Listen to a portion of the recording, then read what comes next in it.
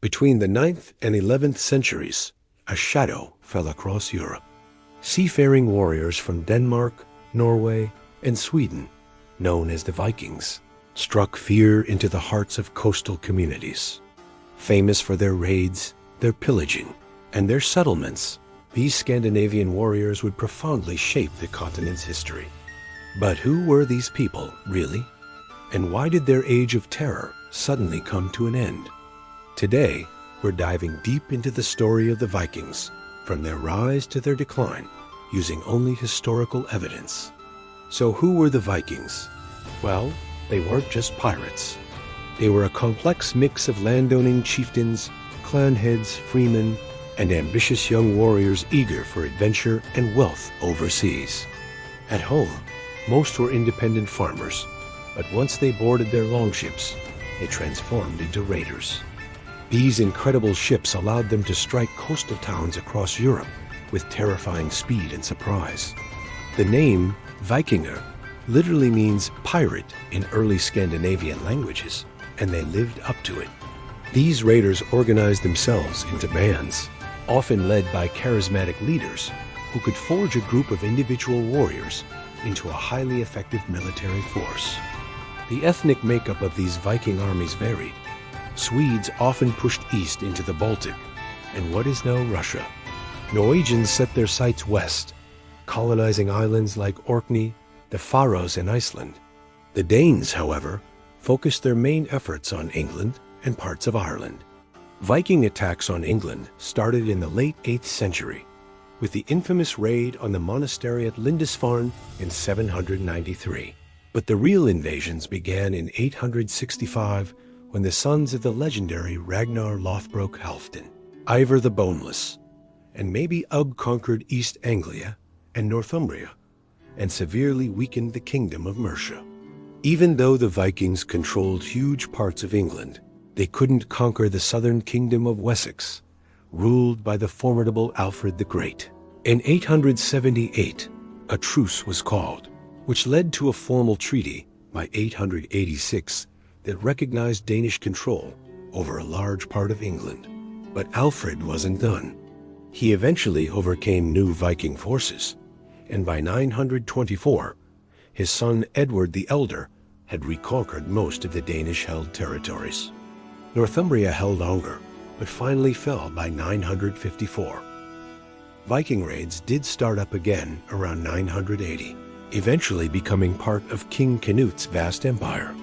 But by 1042, native English rulers had restored control, effectively ending the Viking threat to England.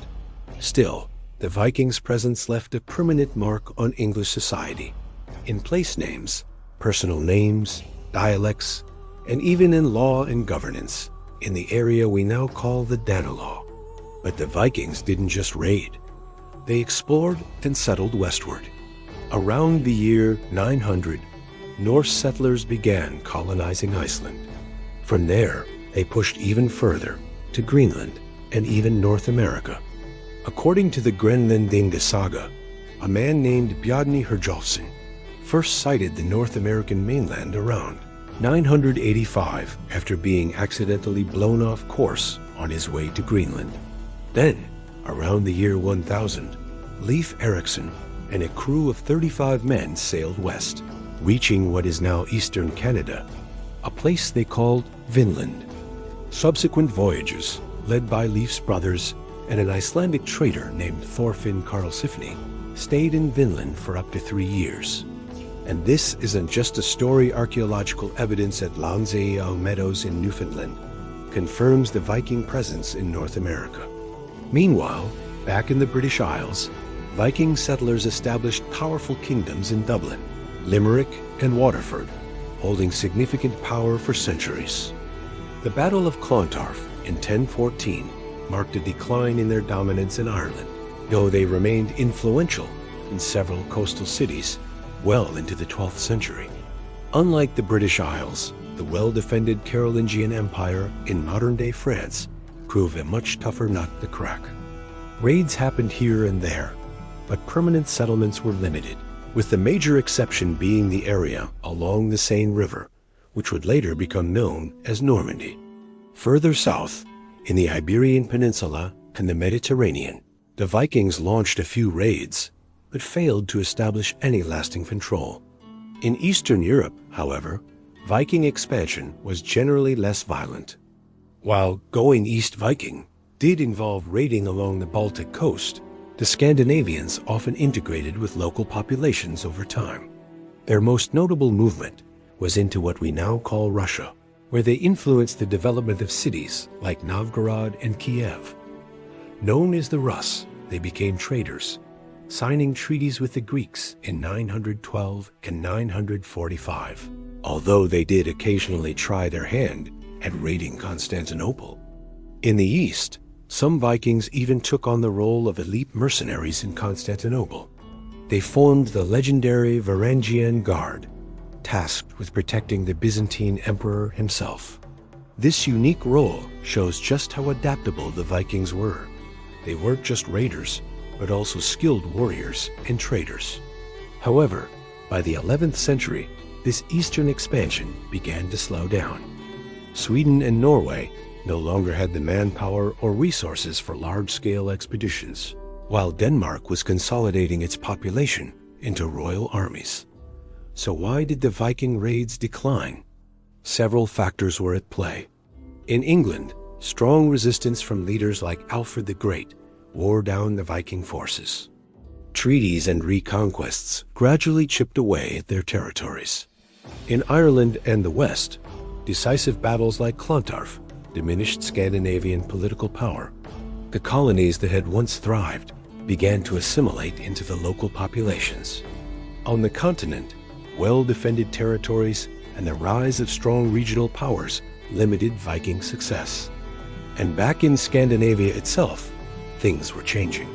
The overpopulation and lack of opportunity that had initially fueled expansion were easing.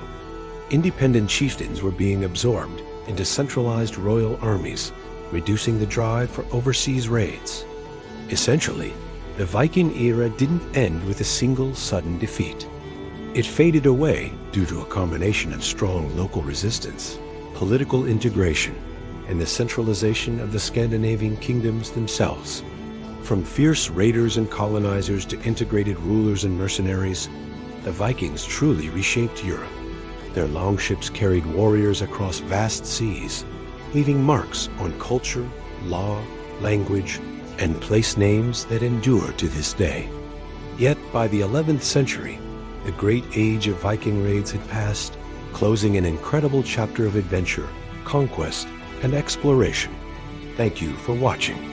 If you enjoyed this story of the Vikings, please like, subscribe, and comment below on which other historical eras you'd like us to explore next.